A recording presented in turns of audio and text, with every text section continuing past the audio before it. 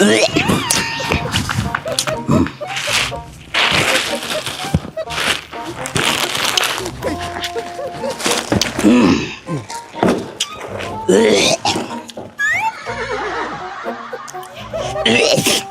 ำเขาบ่วะ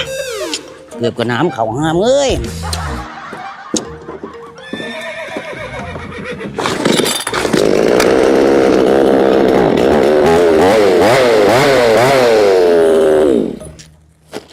เครื่องแห้งห้ามเอ้ย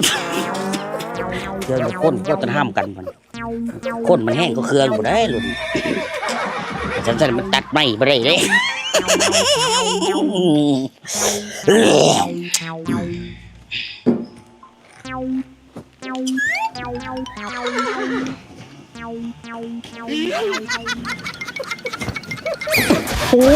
คนจมูก